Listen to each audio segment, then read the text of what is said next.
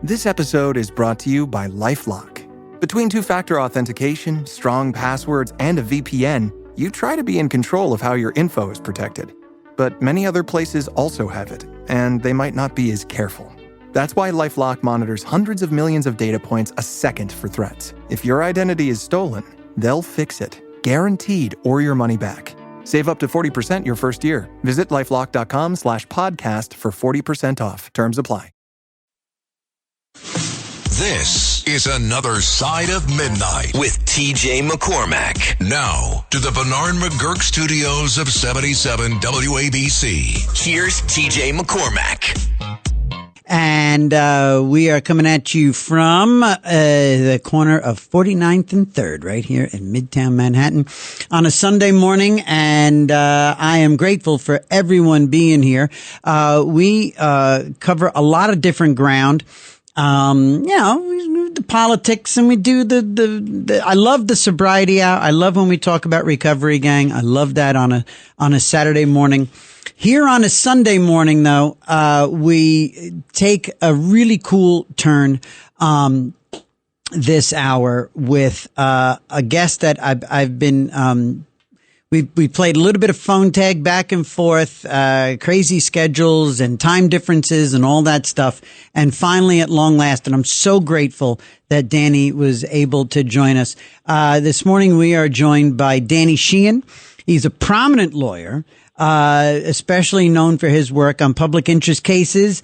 And he has made some splashes based on his involvement in the UFO disclosure movement, specifically about the Vatican's potential knowledge regarding this sort of phenomena. Danny is with the heads up the Romero Institute, and he joins us now. Good morning, Danny Sheehan. I am grateful you are here, sir. Good morning, TJ. Good morning, New York. Yes, and a whole wide world, and we're all together now. Again, Danny. You are in a very, very small group of not just experts, but people who are aware of this sort of.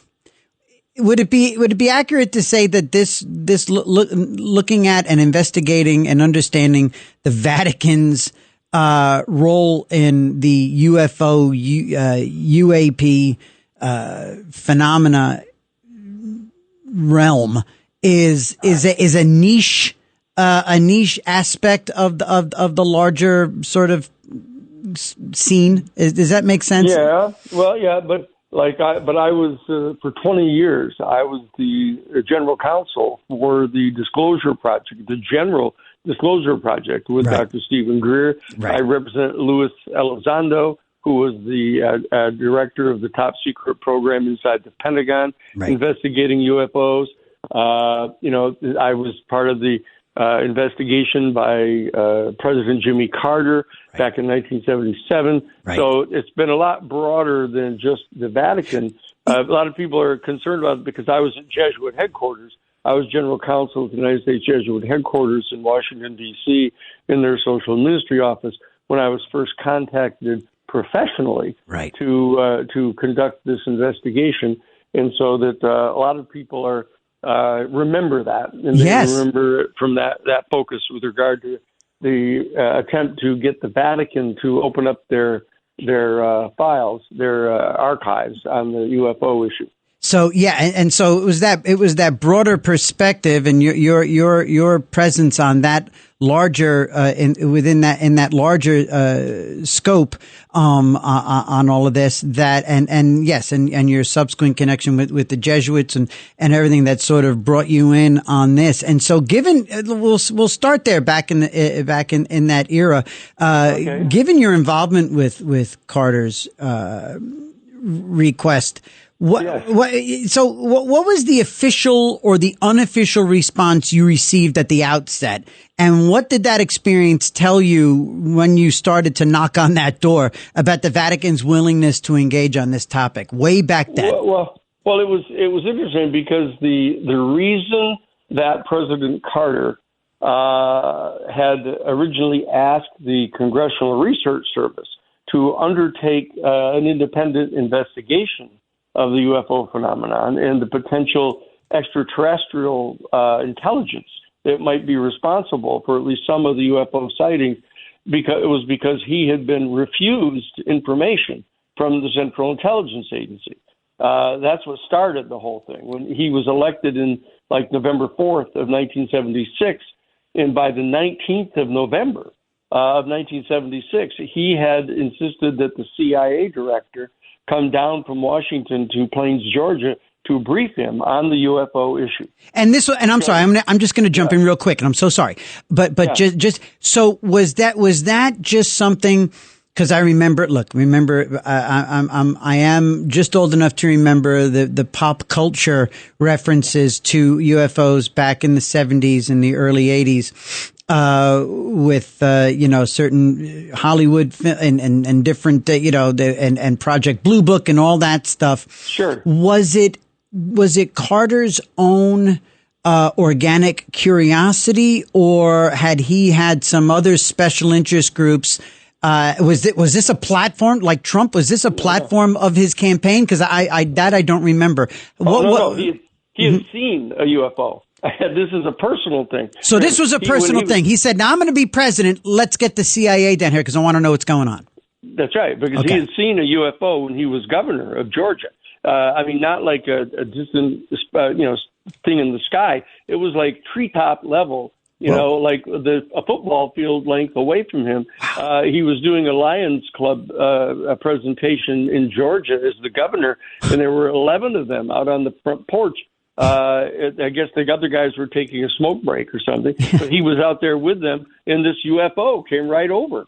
And there wasn't any doubt about what it was. It was a full UFO with a dome on the top and the saucer shape. Classic. It wasn't some weird tic tac or so. It was like it was a UFO, and so he pledged during his campaign. Actually, he went out on a limb and pledged that he would, in fact, demand to be briefed in on the UFO issue as soon as he got elected.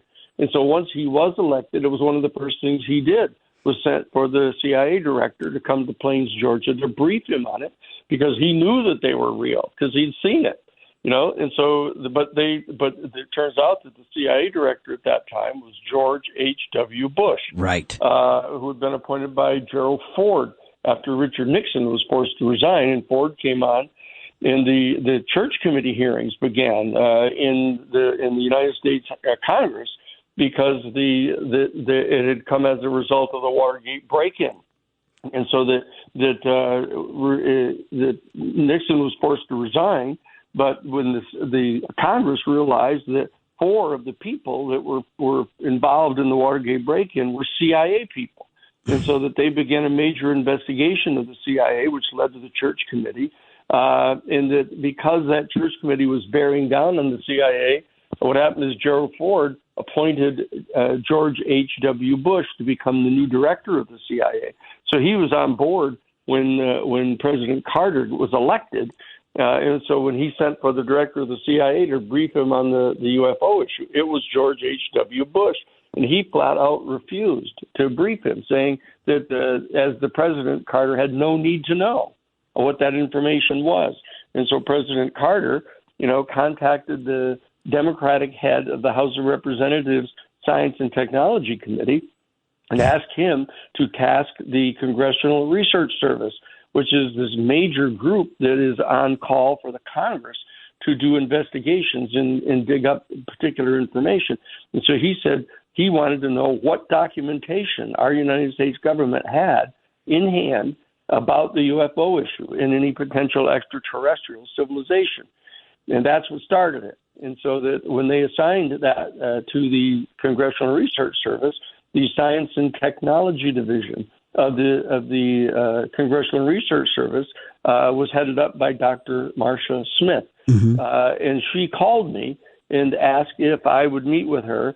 And she asked me, as general counsel at the U.S. Jesuit headquarters in charge of their public policy office, whether I would reach out to the Vatican and see if we could get, as Jesuit headquarters, could get access to whatever information the archives had in Rome and share it with the president. And now, forgive me. That's what I did. So forgive me, Danny. And we're talking to Danny Sheehan, who's co-founder of the Romero Institute, a foremost, if not the only expert out there in what the Vatican has known, and when did they start to know it, about UFOs, UAPs, alien life in the universe, here on Another Side of Midnight on 77 WABC. Danny, and this is, forgive me if I missed this dot to connect, but at what point was this? At what point did the Vatican come up? Like, you know, when this was when the Congressional Investigative Body got a hold of things. Was it something that they had turned over a stone and said, "Whoa, it looks like the Vatican had some information"? How did they connect the dots? And I'm guessing that's what happened.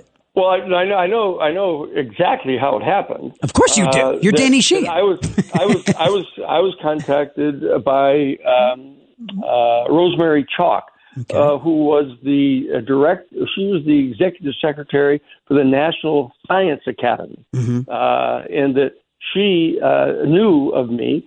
She knew that you know, I had represented the New York Times in the Pentagon Papers case. She knew that I was one of the lawyers that was in the office that represented James McCord, that got him to blow the whistle on Richard Nixon during the Watergate burglary.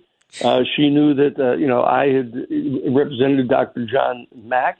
No, I hadn't done it yet. She knew, but she knew all about me. And so she came to Mass. I was at Mass one Sunday morning, and she came to me and found me and asked to talk with me, and told me that her one of her best friends, Marcia Smith, who was the head of the Science and Technology Division, had been, at the Congressional Research Service, had just been assigned by the president to find out what all the documentation was. And she said, you know, she asked me what I thought about the UFO issue, and I told her that I thought it was one of the most important public policy issues that we could possibly be dealing with. And so she said, "Oh, wow, that's amazing. Let me have Marcia Smith contact you." Right. And that's what happened. So Marcia contacted me, and we began talking about this, and the lights came on for her, and she said, you know, holy mackerel, you know, maybe the Vatican is, you know, it was the major repository of history, you know, for over 1,000 years, you know, and after the library at Alexandria had gotten burnt, you know, it was one of the main repositories of recorded history. And so she wanted to see whether, in light of the fact that I was general counsel at the U.S. Jesuit headquarters in charge of their public policy stuff, that I might have the juice to be able to get the Vatican to cough it up, you know, or at least let me see it. Or at least a couple of phone numbers, a couple of contacts. And so that's how that, and it was very interesting because I contacted my superior. I was a candidate for the Jesuit priesthood at the time. And after having graduated from Harvard College and studied American foreign policy under Henry Kissinger, and you know, and had graduated from Harvard Law School, was the founder of the Harvard Civil Rights Law Review, and studied under Larry Tribe, you know, and all the top people in the world, actually. And so I ended up at Jesuit headquarters, the leading major religious order of the entire Catholic Church. And so she thought that I might have the proper juice to be able to get at the information in the Vatican archives. And so she asked if I would do it. Very importantly, my superior authorized it. We checked with the assistant provincials in all 10 provinces of the United States. They cleared me doing it. And then all 10 provincials, the actual heads of the Jesuit order in the United States, agreed to have me do this. So they realized that this was an extraordinarily important issue. And so when I contacted the Vatican, asked them to get at this, I explained to them in the letter what we wanted to do, and they said no, that I wouldn't be allowed to see it. So I was kind of taken aback. So I wrote them a second letter and said, maybe I wasn't exactly clear about what this all was about, but let me explain to you that we're doing this on behalf of President Carter in the Jesuit headquarters, and we would like to get access to this information. And they said no. Wow. So I called and met with Dr. Marcia Smith, explained that to her. And I'm sorry, who was the Pope at the time? Was this Pope? In 19 this is 1977. So Pope that would have been John Paul II. JP2. Okay, all right. That's so this right. is JP2. All right. So he was already JP1 wasn't there that long. Right. Yeah. No, he had a cup of coffee. Right. Yeah, he was there for just a few months. Right. So it was John Paul. So this was early into John Paul II's tenure. Yeah. Okay. Very early. Very early. And so I put in the communication. They said no. And so I said to Marcia Smith, I said, she asked if, actually the top 50 scientists at the Jet Propulsion Laboratory, where they run SETI, yes, Search for Extraterrestrial Intelligence, they contacted her and asked if I would come. They knew that I was special counsel to this investigation, so they asked if I would come to SETI out in Pasadena, California, and give them a 3-hour closed-door seminar on the theological implications of contact with an extraterrestrial civilization. And so that I was authorized to do that by Jesuit headquarters. And so I said to Marcia Smith, I said, look, since I'm going to be doing this seminar for the people in SETI, that I'd like to get access to some information that we have inside the United States government. And she said, well, what would you like to see? And I said, I'd like to see the classified portion of Project Blue Book. That I knew that from 1952 to 1967, there had been, this investigation by the United States Air Force, and I knew that there were over 700 sightings that they had squirreled away and they kept secret and pretended they didn't have them. And these were sightings that they just could not conceivably explain away. But there were too many credible witnesses. They had photographs. They had, some of them had videos, film footage of them, and so they knew that they couldn't get away with it. And so they had this secret section of Project Blue Book. And so I said, what I would like to do is see the classified portion of Project Blue Book. Well, Dr. Smith said, well, they're never going to let us have that. And I said, well, you'll never know until we ask. And so she put in a formal request that I be given access to the classified portion of Project Blue Book. And much to her surprise, and frankly mine, they said yes, that I could see it. And so they brought the files to Washington, D.C., under guard, and they brought them to the Madison building, which was the brand new building that had just been built as an extension to the Library of Congress. There was nobody in it. It was completely vacant, the building. They asked me to come over there on a Saturday morning and bring 2 photo IDs, which I did. It went over to the building, and I got access to the classified portions of Project Blue Book and saw photographs in the files of a UFO recovery operation that was going on the part of our United States Air Force, a crashed UFO, and they were taking photographs of it and video or movie camera pictures of it. Yeah.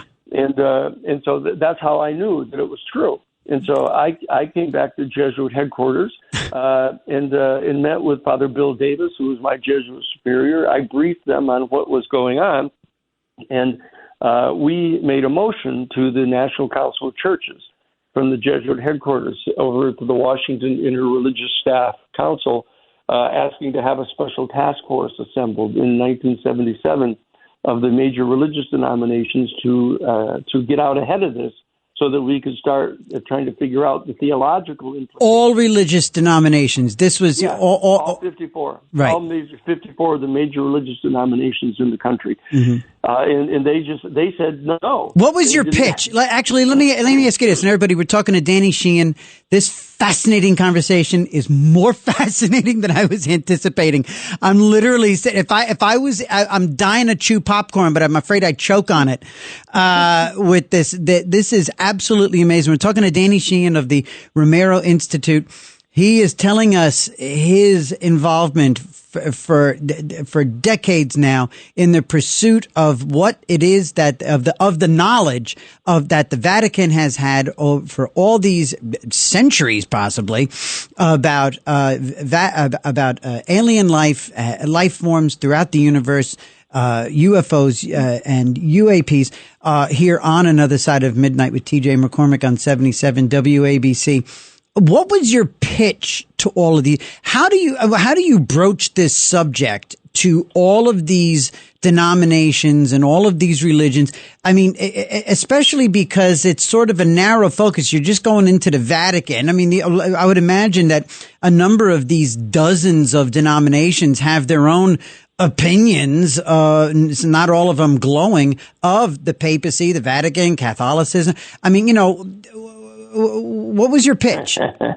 Well, the Jesuit headquarters had helped establish the Washington Interreligious Staff Council. Okay. When I arrived in 1975, they didn't have any such thing. There were 54 different religious denominations in the country that had Washington, D.C. offices that would monitor legislation that was going on, et cetera. And so I went to see Bob Drinan, Father Drinan, who was a Jesuit priest from Brookland, just outside of Boston. He was the chair of the House Judiciary Committee.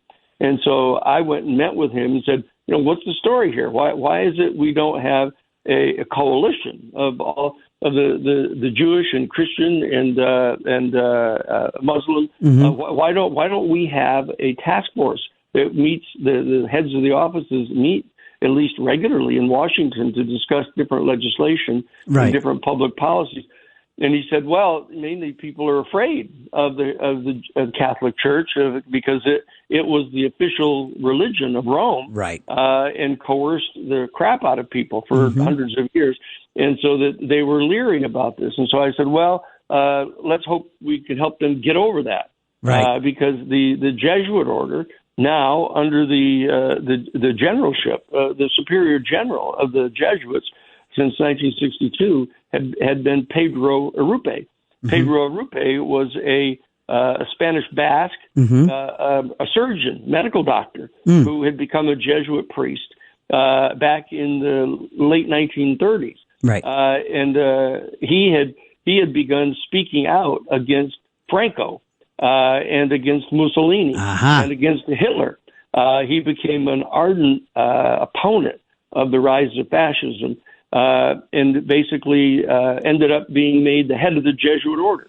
And as the head of the Jesuit order, he had adopted a very aggressive, progressive set of policies for the Jesuit order.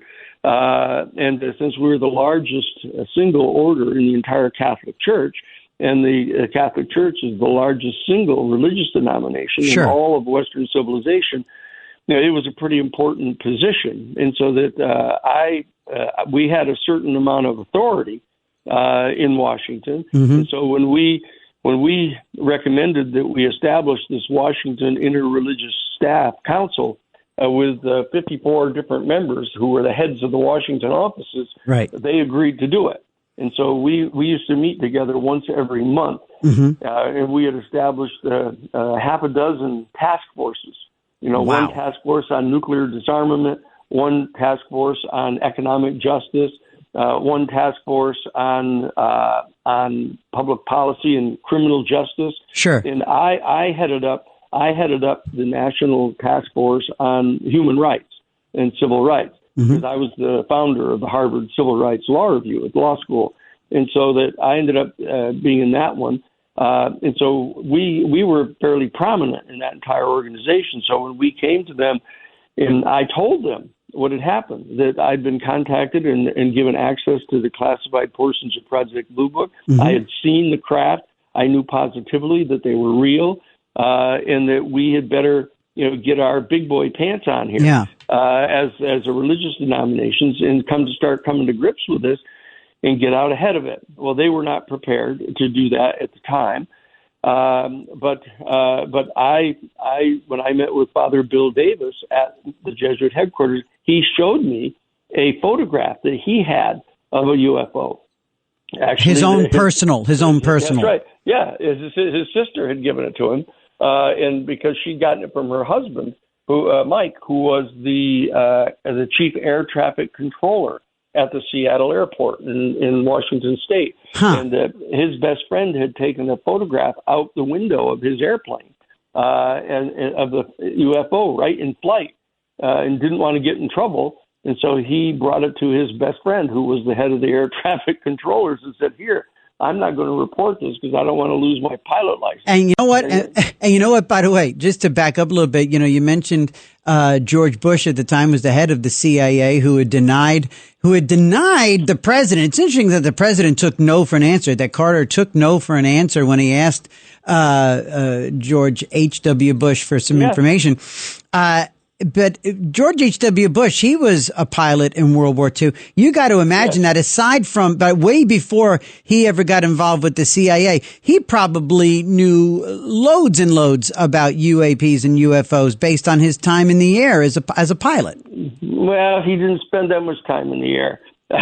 No? No. He was or at least in that realm, at least in that universe. So, you know what? Listen, it's the bottom of the hour. I got to take a quick break here at the bottom of the hour. We're talking to Danny Sheehan. We're talking about the Vatican's on. Now we're going to get in. When we come back after this quick break, we're going to now get into it. I want to get to where the rubber hits the road and what it was. First of all, when we come back, I'd love for you to tell me, when you finally did get access to the Vatican's archives, I want to hear about the first moment, even with the guy with all of your background, all of your knowledge, all of your credibility, your gravitas, all the places and people that you had been with and served and studied. There had to be a moment when you gulped deeply and took a deep breath before you went into this truly vast, mysterious archive. And then I want you to tell us, what did you start to learn and when did you start to learn it? We're talking to Danny Sheehan of the Romero Institute, talking about the Vatican's knowledge of alien life forms throughout the universe and UFOs here on Another Side of Midnight with TJ McCormick on 77 WABC. It's Another Side of Midnight, 77 WABC.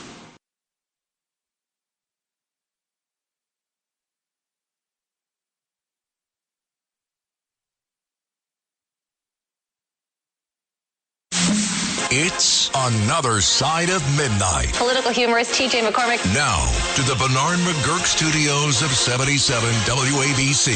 Here's TJ McCormack. I am so grateful to be joined by Danny Sheehan, who is telling us this incredible story about his search for answers from the Vatican, his access decades ago to the Vatican's extensive historical archives about their knowledge of UFOs, UAPs, alien life throughout the universe, all on behalf of a special investigative committee from the United States Congress. So, Danny, we're back, and I guess, as you're telling me this story, I just keep imagining that first moment when you were well respected. You had been around the world and back, even as a young guy. I mean, you were this young lawyer, just with a great background already and an incredible Rolodex, and reputation.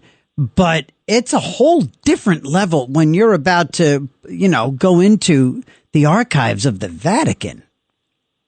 Well, what happened is I ended up meeting directly with Johann Ix, who was the head of the Vatican archives, directly. He ended up sort of starting this negotiation with me, saying, look, what he wanted me to do to begin with, since he knew that I was one of the attorneys for the New York Times in the Pentagon Papers case, that he wanted me to write a letter to the editor of the New York Times to have it published, calling upon the Vatican to open the portion of the archives having to do with Pope Pius XII. And Pope Pius XII is the one who signed the Concordat with Mussolini and with the fascists, and agreed not to oppose them. And he had taken loads of shit, as you might have guessed, over that. And the bottom line is that they wanted me to do this gesture of calling upon the Vatican to open the archives of Pius XII so that people could see that he, in fact, had gone to some lengths to try to save hundreds and thousands of Jewish people to try to offset the accusations against him. I agreed to do that. I wrote the letter for them, submitted it to them. He still wouldn't agree to let me have access to the archives. I talked with Jose Gabriel Funes, who was the Jesuit priest, who was the director of the Vatican Observatory. Right. And he ended up issuing a public statement, an official statement, asserting the following. He said that in light of the discovery of more and more of these new exoplanets, that it has now become clear that much sooner than had been previously anticipated, our human family is going to discover life elsewhere in our universe. And therefore, the time has arrived for us all to begin the profoundly important discussion to discuss the profound philosophical and theological questions that are posed to our human family by the discovery of life elsewhere in the universe. Now, he issued that official public statement from the Vatican press office. And when I talked with him face-to-face about it, he said, look, Danny, he said, we're not talking here about the discovery merely of some single-cell life form beneath some frozen sea on some distant moon, orbiting some distant star in a far-off galaxy. He said, we're talking about another highly intelligent and highly technologically developed, but distinctly non-human species right here in our Milky Way galaxy. That's what he said. Okay? Yeah. And so the bottom line is I'd already seen the photographs, so I knew that they were real. And I ended up being reached out to by Dr. John Mack at Harvard because, I'd graduated from the college. I graduated from the law school. I'd gone to do my master's and PhD work in comparative social ethics at the Harvard Divinity School. So I was pretty well versed at Harvard University. And so John Mack contacted me because it turns out he was the person to whom the United States Defense Department was ordering high-level military officials who insisted upon getting briefed on the UFO issue because they had seen a UFO and they had encountered UFOs and that they were trying to get them investigated. And the first thing that happened is the Defense Department ordered them to go get a psychiatric exam. Wow. That was, and we've now recovered through the Freedom of Information Act, the official internal documents that show that this was an actual official policy of the United States Defense Department and the Central Intelligence Agency to try to suppress any effort on the part of any military people, demanding information about UFOs or trying to report a contact with UFOs. And so Dr. John Mack, the head of the Department of Clinical Psychiatry at Harvard Medical School, is the person to whom many of them were sent to get this psychiatric exam. And Dr. Mack, after having interviewed several of these top-level people, he was astonished at the information that they had. And he said, look, I ran all the tests on these people, and they were totally within the normal parameters of psychiatric health. And yet they were all insisting upon telling the story about these UFOs. And so he began to inquire about this and started interviewing citizens, regular citizens, very prominent citizens who believed that they had direct face-to-face contact with UFO occupants. And he wrote a book about it. He actually wrote a paper which he submitted to the New England Journal of Medicine about this extraordinary phenomenon. And the dean of the university, the dean of the medical school, hauled him up in front of a faculty committee and threatened to basically take away his tenure if he didn't shut up. So stop talking about this. So Danny, so while all this is going on, so while all this is happening at Harvard and within the military and with your groups and with the Vatican, so the Vatican makes this big pronunciation from the Vatican press office. Yep. What exactly were they talking about? What did you see? What did you learn? What does the Vatican have? What do they have in layman's terms? Where in there is it everything from photographs to, I mean, is there parchment? I mean, how far back does this knowledge and understanding go? When was the first time that the Vatican found itself receiving information about this sort of thing? What they've been willing to allow to me to see so far is the fact that there has been discussion. Giordano Bruno, back in the 15th century, was writing publicly about the fact that that he was convinced that there was extraterrestrial beings on other planets. And it turns out there's a whole lot of writings that are in the Vatican archives that had to do with what they call with the many worlds theory. Many worlds. That's what they refer to, that there are many worlds in our galaxy where there are intelligent beings. And Giordano Bruno wrote about it. It turns out that Copernicus believed that this was true as well, and that during the trials that the Vatican undertook against these people to try to suppress them talking about this, they have records of what the writings were of these people who had recorded instances in which people had believed that they had seen a craft, or that they had developed theories based in their observation of the planets and the way they moved, et cetera, that there had to be these other worlds. And so that the only thing that they'd been willing to release prior to the statement, where they issued that statement, was that there were writings in the Vatican archives about the many worlds theory. And that they ended up taking the theological. It's interesting. They've insisted that the people have conversations about this.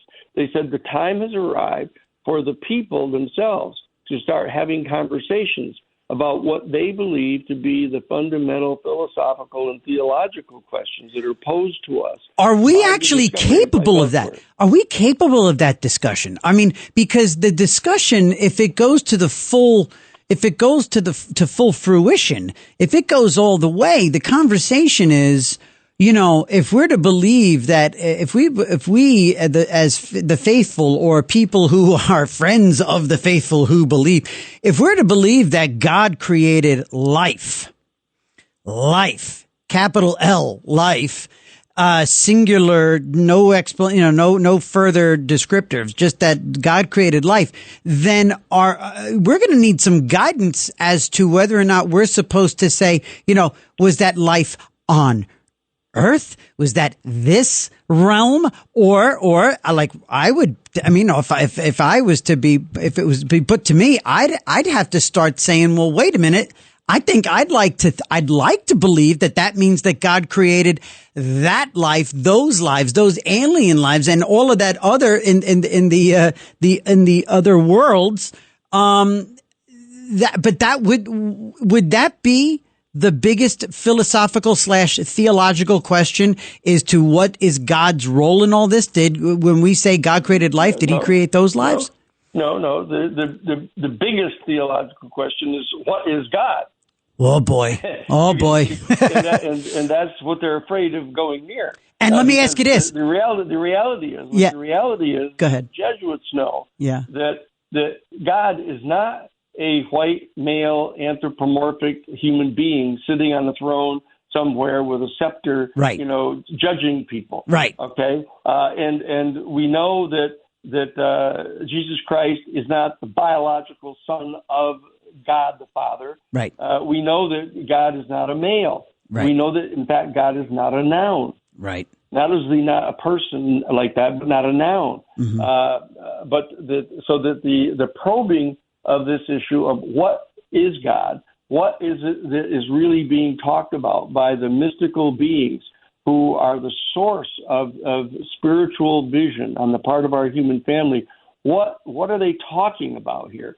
And that what they're concerned about is that the universe is 13.7 billion years old. Right. Our star is only 4.5 billion years old. Our planet, our sun, is 4.5 billion years old. Our planet's only 3.7 billion years old. That means that there are civilizations in our universe where the civilization and the planets and the civilizations of sentient beings are as much as 7 or 8 billion years more advanced than we are.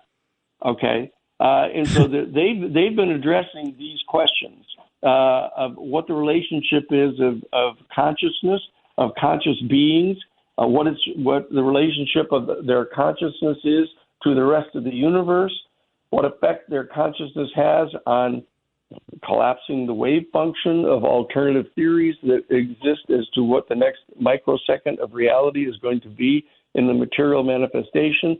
These are profoundly important questions, and these are things that theologians have talked about in all of the major religions, but they don't talk about it with the average lay people. And so that what they do is you remember that the doctrines of the Catholic Church are basically over 1,000 years old.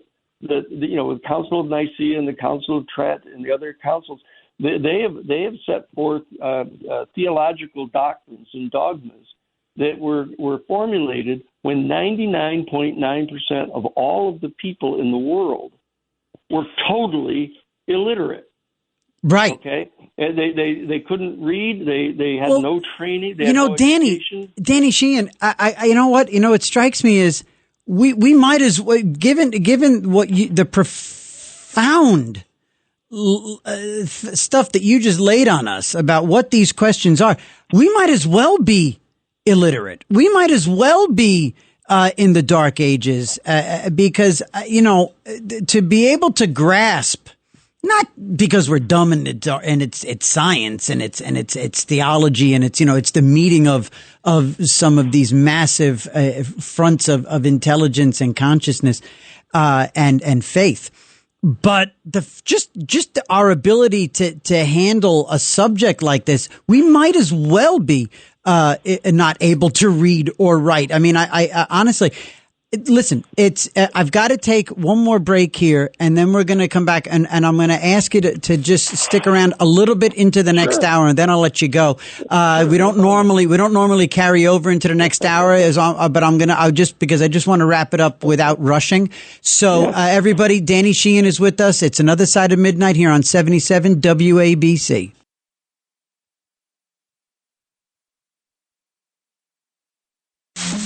It's Another Side of Midnight. Political humorist T.J. McCormick. Now, to the Bernard McGurk studios of 77 WABC.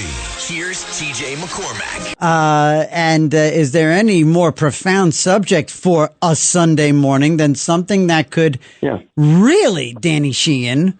I mean, okay, let me just pick up on the little mini theme that was developing there for a quick moment.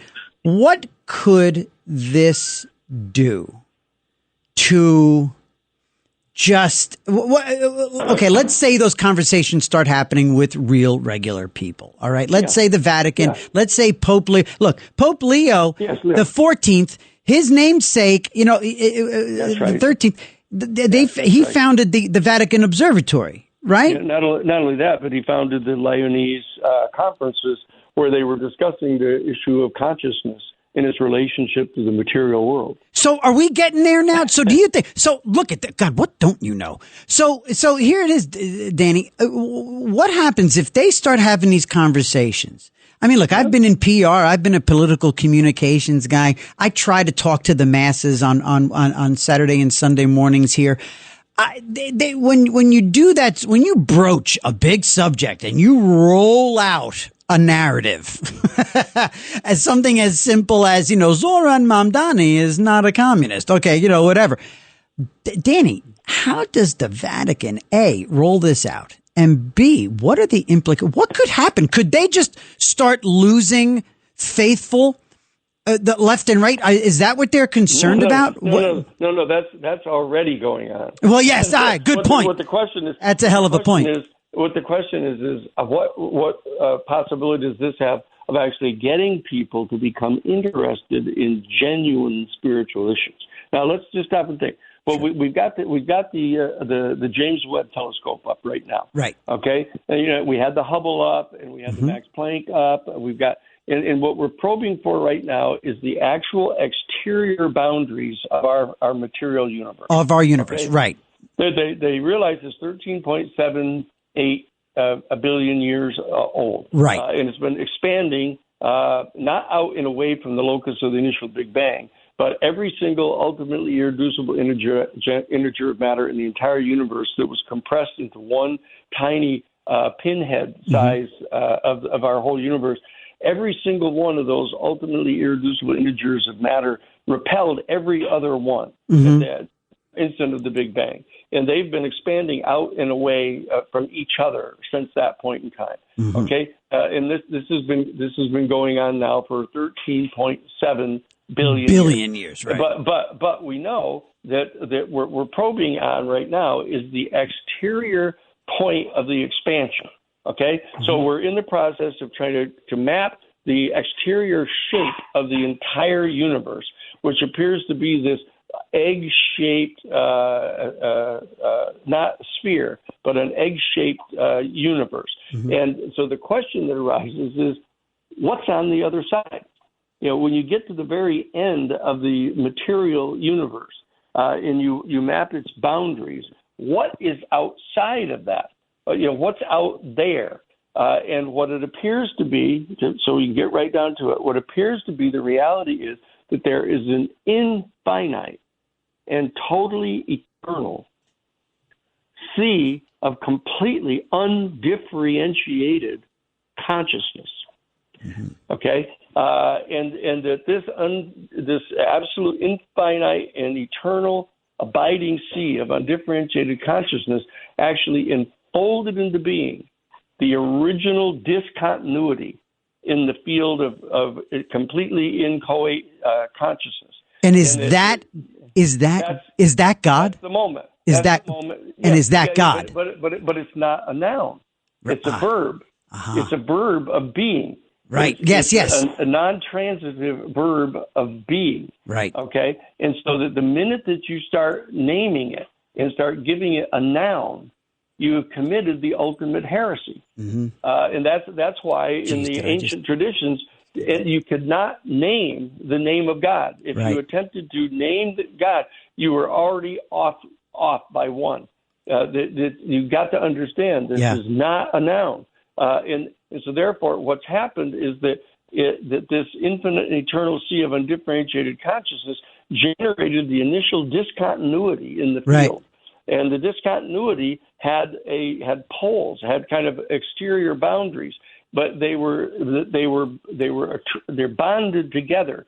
The two antipodes of the original discontinuity were bonded together by the original gravitational attraction of an energy. Danny, this is the origins of the universe. When the Vatican gives the final okay to finally start.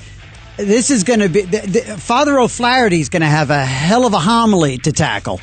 That's right. When we come back, but they're going to get the people involved. That's the upshot.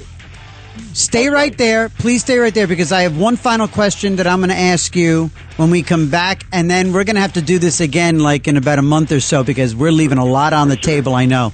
Everybody stay right there. We'll be back for a final question with Danny Sheehan after the top of the hour break. This is Another Side of Midnight with TJ McCormick on 77 WABC.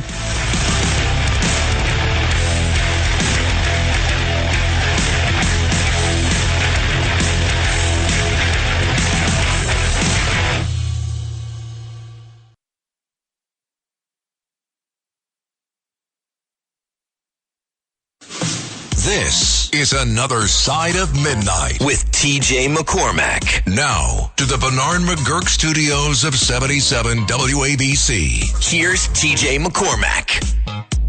It's TJ McCormack, and we are going to. We asked Danny to stick around for just a few minutes so we can wrap up our conversation here. At least this portion of our conversation, because and by the way, if anyone wants to be in on this conversation, just real quickly, 1-800-848-9222, 1-800-848-9222. So Danny, let me bring it back over to what did the Vatican know and when did they know? It's fascinating to hear you say back in the 1500s, and names like Copernicus and some of those names that we know. Yeah, Giordano Bruno. And De Bruno. Yes. I mean, so do we have, and again, forgive me for bringing this to a TJ level, but I mean, when I think about the archives, I think about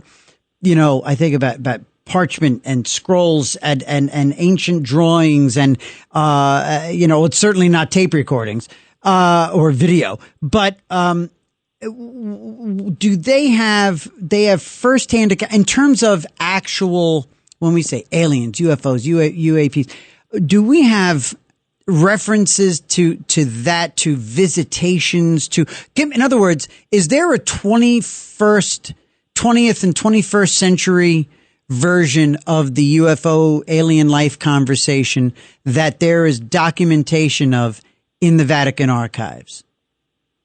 Like a Roswell, Roswell. We don't know. They haven't agreed to allow us to have access to that yet.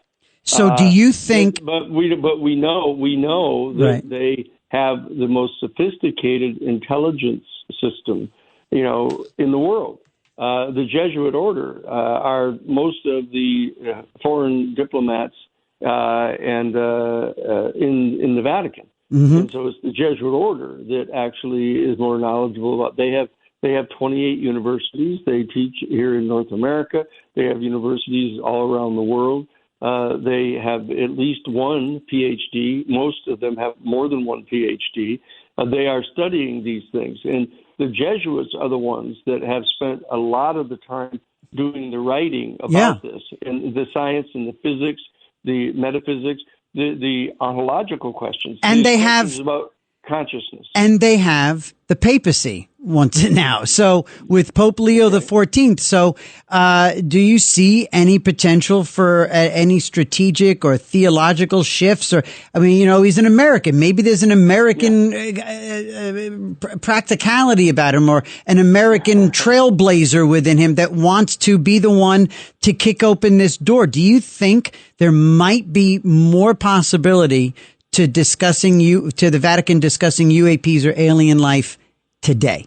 Yes, we're going to have disclosure in the next 5 years.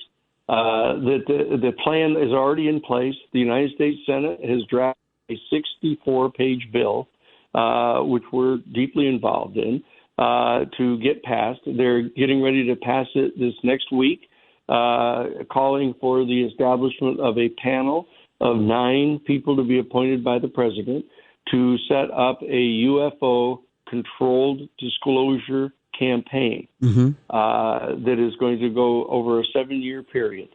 And they're going to start revealing the fact that there are not only other highly intelligent, highly technologically developed, but non-human species in our Milky Way galaxy.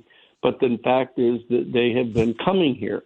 And at least some of the UFO craft are extraterrestrial in nature.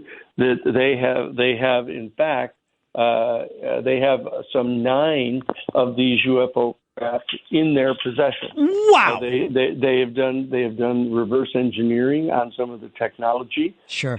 They are capable of traveling at over 40,000 miles an hour in our atmosphere without any friction. Wow. They're able to come down from over 80,000 feet, which is technically outer space. down to the surface of the ocean in 0.7 of 1 second, and stop instantaneously, generating 6,000 Gs on the craft that would disintegrate any craft that we know anything about, go under the water and with no splash into the ocean and travel over 200 miles an hour underwater. This has all been recorded.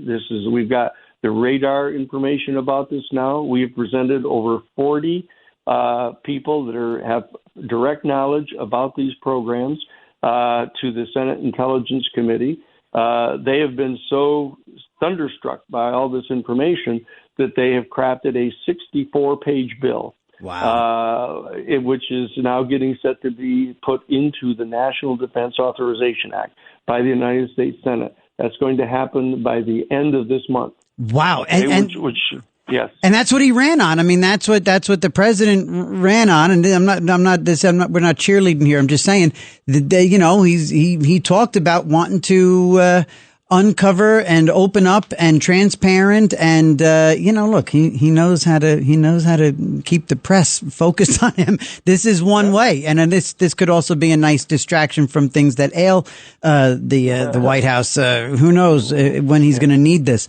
That's getting ready to happen. That's fascinating. The Catholic Church is going to play an absolutely major role in rolling out this information and assisting the people of Western civilization, at least, and working with the other major religions, the Buddhist religion, the Hindu religion, the Zoroastrians. Mm-hmm. There's going to be a major coming together of the major religious organizations on the planet to come to grips with this, because they're going to have to bring their members up into the 21st century. Yes, because they're still locked back somewhere, 2,000 years ago. Sure, no, they're stuck in the manger and the wise men and which is fine. What they're stuck with is a light traveling in the sky. Right. Because after a being visiting a virgin and having her end up being pregnant and giving birth to a person who was a perfect being who was able to transform water into wine, to walk on water, to be able to transmute matter, to be able to heal people with the touch, and said, "You will all do greater things than I." But he was a mutation, showing where our human family is going to be evolving to. Can I ask you this, Danny? That's the mystery here. Can I ask you this? Is there a possibility that some of that quote unquote story of that narrative is yes? Is there a possibility that some of that narrative came from some of these visitations? Did people see things happen from people visiting from those advanced civilizations billions of years ahead of us? We're supposed to be in about the 2,000 year mark, 2,025 years since Jesus supposedly. Are we talking some of this narrative in our religious books right now just simply recitations of what people might have seen visitors doing? Some of it clearly so. There's an attempt to try to integrate this information into our mythology. There's no doubt about that. And what we have to do is start demythologizing some of this and try to find out how this relates to the existence of extraterrestrial life surrounding us. We find ourselves at this point, TJ, just like the little tribe in Fiji back in 1952 that did not know that the entire rest of the world existed. Right. And that all of a sudden they discovered that there was this extraordinary world that was going on all the way outside their island. The problem is that they were unable to cope with it, and their entire culture collapsed. Danny, that's an amazing analogy. We can't allow that to happen. No, this is some delicate stuff. We have to start adjusting. Not just say we have to fight it off and say that it's true. We need to start adjusting our culture. our geopolitical structures, our economic A structures, slow roll. our religious structures. Well, 7 years is what we're talking about. We're talking about going over a 7-year period, rolling out this information. And the statute is there. Sure. People can call it up. They can go to Senate Bill 2226. Okay, Senate Bill 2226 of the 2023 when it was first introduced, and read it. It's a 64-page bill. Wow! And you can see what's coming this next week. Danny, you willing to take a question or two from a caller or two? Oh, sure. All right, cool. Let's absolutely. Great, thank you, Danny Sheehan. Everybody, Danny Sheehan with us here on Another Side of Midnight with TJ McCormick on 77 WABC. We'll talk to Norman and Tony. And so Norman first in Brooklyn. Good morning. Good morning. Fascinating conversation. The only thing that just struck me is just not right was it mentioned 1972 as being the reign of John Paul II, and 1972 was Paul VI. He reigned from 63 to 78. Oh, okay. John Paul II didn't come on until 78. And this right? So this anyway, was 77. Yeah, it was 77 and 78 is when the major study was being done. Because remember, President Carter was elected at the very end of 1976. He didn't take office until January of 77, and this major study got going, which was the very end of Paul VI. And the statements that were being made about all this actually started occurring in 78 when John Paul II came in. Okay. Cool. I just wanted to clear that up. No, cool. That's pretty sure. Thank you, Norman. All right, You're brother. welcome. And let's get over to Tony in Clifton. All right, Tony, good morning.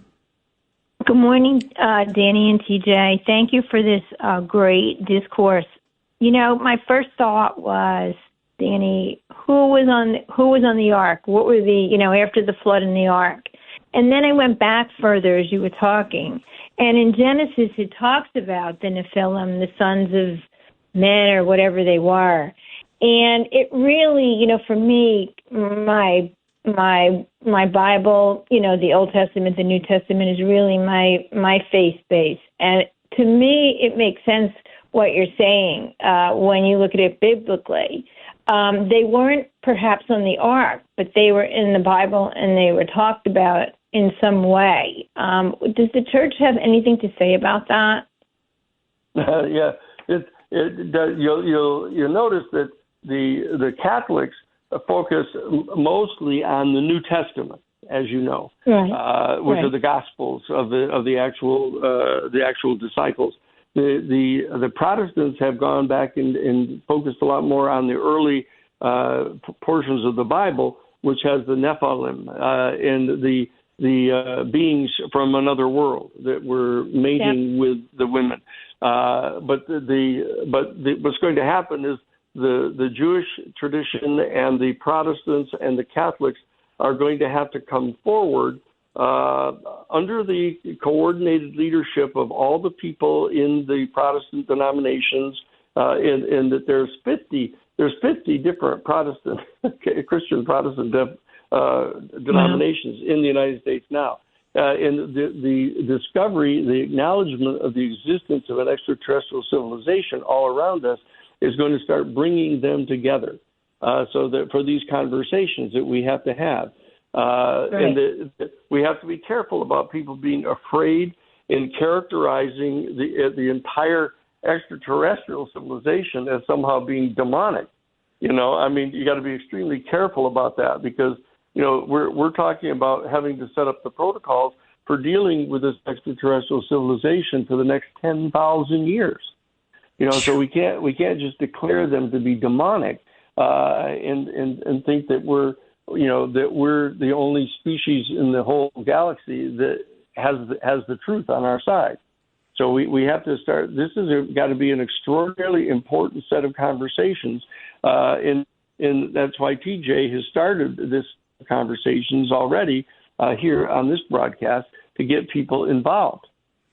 Oh, wow. Thank you, TJ. Thank you. Love it. Thank you, Tony. Thank you. Thanks, Tony. Thanks. And let's get Sean in here. Sean in Pearl River. Sean, you have kind of a dark view right now. Good morning. You're on with Danny Sheehan. Good morning, gentlemen. Danny, TJ, great show. Thank you. You've left this audience riveted with this, but I just think space aliens and everything is UFOs is a cottage industry, and I think people profit from it. And let's say they've expanded not the universe, but they expanded this industry with all their different things that they come with up in theories, all different religions. They get together and they're going to solve this big mystery. I don't buy it. I just look at this as people who are in this industry don't seem to be worried about like America being taken over by the third world and then third world being in charge of our nuclear arsenal, our printing press of $100 bills and debit cards and cash cards, and just flying third worlders into our neighborhoods to live and just take over our neighborhoods. They're not worried about that, but they're worried about some guy in another universe who probably couldn't get here if he Sean, wanted to let's hear Danny. So okay, every once in a while you have someone that is skeptical. Sean is clearly skeptical. It's not clear that Sean is skeptical. It's clear that Sean is totally confused. It's not just skeptical. You got about 18 different tracks going here. The question is there overwhelming evidence? There are a series of species that are non-human species that are extraterrestrial, and that exist in our cosmos. Virtually the entire scientific community acknowledges that is a virtual certainty right now, and that you have high-level people with the highest levels of top secret. Not people in the UFO community trying to make money on this. These are people with top secret clearances that are testifying in front of the House Intelligence Committee, confirming that we're in possession of up to 9 extraterrestrial, non-human origin spacecraft and the bodies of the non-human beings that are piloting the spacecraft. And they've testified to this to Congress.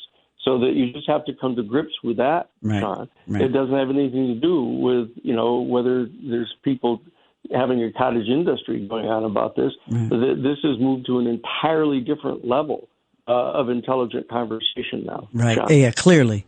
Yes. Thank you, Sean. All right. And let's get over to Pete in New Jersey. Pete, good morning. You're on 77 WABC with Danny Sheehan here on Another Side of Midnight with TJ. Hi there. 1,000 years ago, Rome named Catherine of Siena Doctor of the Church because they knew about the interview she had with God the Father, who explained all of the answers to your questions. And he told Catherine of Siena, Doctor of the Church, that all of the thousands of creatures that he created out of nothing, he said, you are all, including the humans, the former angels of heaven, 1/3 of whom were dismissed from paradise, they are all in the category of what God the Father calls you who are not. He said, and my name is I am he who is. And he said that the earth itself is his altar. It is the altar to his beauty, his glory, his goodness, his kindness. Okay. And as the scripture describes, the Jewish Testament, First Testament, he says, my preferred dwelling place is with the human race. Okay, so let me get over to Danny. Danny, you see where Pete's going here. Yeah, I see. Yeah, this is the classic homocentric theory of reality.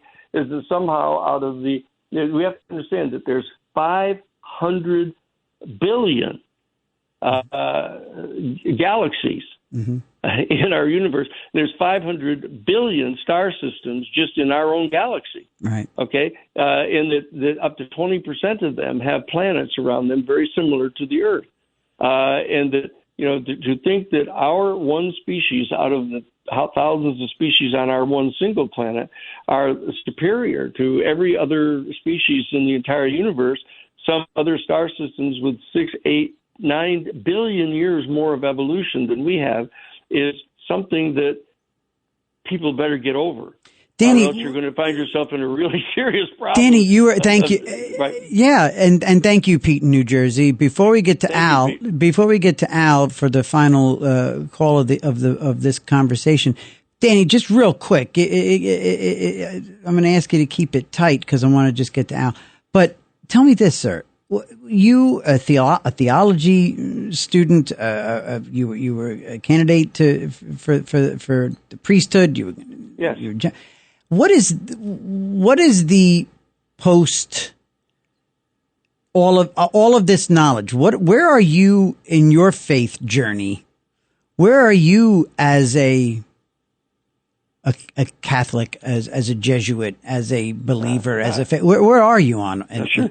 Well, I think this is terrifically exciting. Yeah. Because it turns out that all of these kind of things that we've been being taught down through all these ages turns out to be true. Yes. It's just that it's different than you think. That it's different than the kind of a simple. It's a childlike set of simple stories that have been told to people 1,000 years ago, or even 2,000 years ago, and even 5,000 years ago in the Bible, when people were completely illiterate.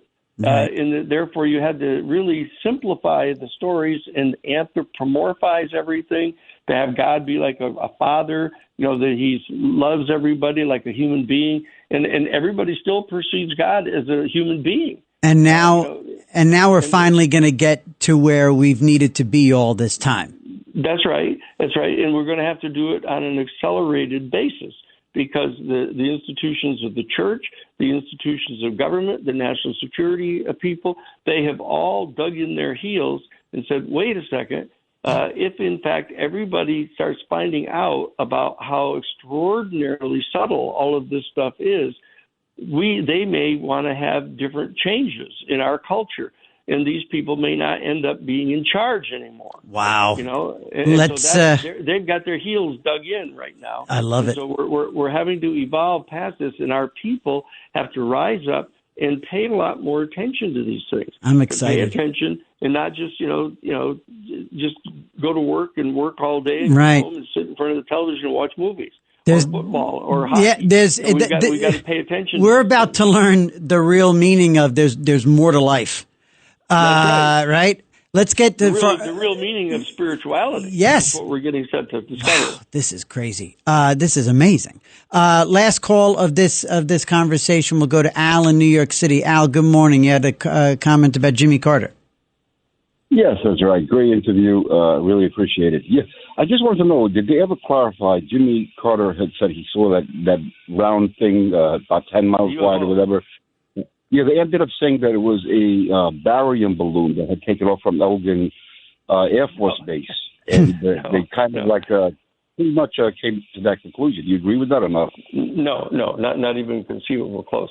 No. This was a UFO craft that was flying right at treetop level. That all 11 of these men saw it. It was less than a football field away from them.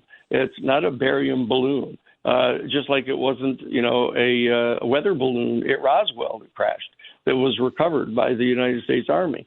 They have at least 9 of these things already in custody, where they've examined them. They hold that they've got one at the S4, which is in the possession of the Lockheed Martin Corporation. They've got one at the Wright-Patterson Air Force Base in Ohio. That we know where these are. And we know what they've got, so that that day when people can get away with thinking that these are barium balloons or something, those days are over, Al. That people better get ready to start discovering what's really true here, so we can all adjust to reality and have the people speak out as to how we're going to relate to these people, so that we don't get people wanting to go to war with them. When they're like 6 billion years more advanced than we are. Yeah, and we don't want to lose our human agency over our own freedom by continuing to act like we're complete ignoramuses. That we have to be worthy of coming to grips with reality. It's time for us all to grow up. Yep. That we don't have to believe in Santa Claus anymore. We have to realize that our human family give gifts, and Christmas is a high ceremony, but it doesn't require believing in things that aren't true simply because they were such simple, childlike stories that we were told 2,000 years ago. Danny, that's what we have to do now. Danny, you gave us a little more time than I had asked, and for that I will remain grateful. And I'm going to say thank you when I call you back in about a month to have you back on, so we can keep digging. Everyone, if you want to learn more about Danny Romero. My goodness. If you want to learn more about Danny Sheehan and his work, does fascinating work. He's the co-founder of the Romero Institute. Go to romeroinstitute.org and learn more about Danny and a lot of his work. There are some fascinating other conversations with him all throughout social media. And Danny Sheehan, I am so grateful for your time this morning. We broached a really fiery subject that is going to be, and I think all of us are now going to really be paying attention, waiting for this. And also, gang, go take a look. Look up Senate Bill 226. From 2023 and see what Danny's talking about and what we're all waiting to have action taken on. And when you hear the president, when you hear that we're going to go to the White House for a big announcement about UFOs, you heard it here on 77 WABC on Another Side of Midnight. Danny Sheehan, have a great Sunday. God bless. Thank you so much. Terrific, TJ. God bless you. God bless everybody. Thank you, Pally. Okay. Thank you, sir. Bye. Bye-bye now. All right, everyone. It's the bottom of the hour. We'll come back. We'll reconvene, and we'll bring you home down the stretch for Liz Radabali, a 5 a.m. newscast coming up. In the meantime, let's take this quick break on Another Side of Midnight with TJ McCormick on 77 WABC, 1-800-848-9222. Let's catch up. At Arizona State University, we're bringing world-class education from our globally acclaimed faculty to you. Earn your degree from the nation's most innovative university. Online. That's a degree better. Learn more at asuonline.asu.edu.